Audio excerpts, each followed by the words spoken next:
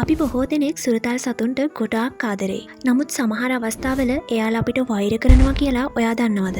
රතිඤ්ඤ වගේ අධික ශබ්දයක් තියෙන දේවල් සුනකයන්ට ශ්‍රවණාබාධ ඇති කරන්න පුළුවන් වගේම ස්නායුආබාධ පවා ඇති කරන්න පුළුවන්. රතිඤ්ඤ සද්දෙට අපි తాවකාලික සතුටක් වින්දට පහුගිය කාලේ අසරණ සත්තු කොච්චරනම් දුක් වින්දද කියලා හොයලා බලන්න. ඒ සංවිධානයේ තොරතුරු වලට අනුව රතිඤ්ඤ සුනකයින්ට මාරාන්තික ප්‍රතිවිපාක ඇති කරන්න පුළුවන්. අවුරුදු කාලේ රතිඤ්ඤ දැල්වීමේ අධික පුරුද්ද නිසා සත්තු අසීමිත ලෙස දුක් විඳිනවා කියලා ආදරණීය හදවතක් තියෙන මිනිස්සු හොඳටම දන්න කරුණක්. අවුරුදු කාලේ ඇතිවෙන ഘോഷාකාරී ශබ්ද සහ වායු දූෂණයන් සතුන්ට අධික ලෙස සංවේදී. ඔයාට හොඳටම මතක ඇති කොරෝනා කාලෙත් එක්ක ගෙවුණු අවුරුදු දෙක තුන සත්ව හිංසන ගොඩාක් අඩු වුණා. නමුත් දැන් ආයෙත් පරණ ජීවිතය එක්ක දුවන මිනිස්සු ආයෙත් රතිඤ්ඤ දල්වන නිසා අසරණ සත්තු අපේ ළඟම ඉන්න සුනකයින් පවා දැඩි අසරණ භාවයකට පත් වෙලා ඉන්නවා. සත්ව ලෝකයේ ඉන්න අයට එයාලගේ හැඟීම් දැනීම් අපිත් එක්ක අපේ භාෂාවෙන් කතා කරන්න බෑ.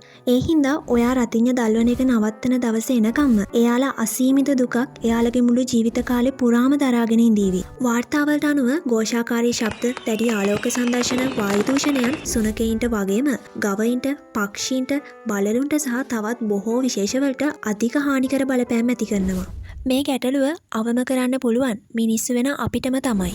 අවුරුදු කාලෙදී අධික ഘോഷාකාරී ද්‍රව්‍ය පුලුස්සන එක නවත්තමු. මොකද සෑම රතිඤ්ඤ වර්ගයක්ම සත්තුන්ට අධික ලෙස හානි කරයි. රතිඤ්ඤ වලින් දුක් විඳින සත්වයෙක්, විශේෂයෙන් සුනකෙක් හරි බලලෙක් හරි දැක්කොත් එයාට උදව් කරන්න ඔයා දෙපාරක් නම් හිතන්න එපා. වඩාත් වැදගත් දේ නම් සතුන්ට ස්නායු ආබාධ පවා ඇති වෙන්න පුළුවන් නිසා රතිඤ්ඤා දැල්වීමෙන් වළකින්න. බුදුරජාණන් වහන්සේ දේශනා කළා තියෙනවා මනං උස්සතිති මනුස්සෝ කියලා. මනසින් උසස්ම සත්වයා මිනිසා කියන එක. ඒ නිසා මේ දේ Tamanට උනොත් කොච්චරනම් අපහසුද කියන එක ගැනවත් හිතලා අපි රතිඤ්ඤ දල්වන එක සීමා කරමු. වීඩියෝ එකෙන් ඔයා දෙයක් ගත්තා නම් වීඩියෝ එකට ලයික් කරන්න වගේම වීඩියෝ එක යාළුවොත් එක්ක ෂෙයා කරගන්න. ඒ වගේම channel එක subscribe කරලා දායක වෙන්නත් අමතක කරන්න එපා. හැමෝටම සුබම සුබ දවසක්.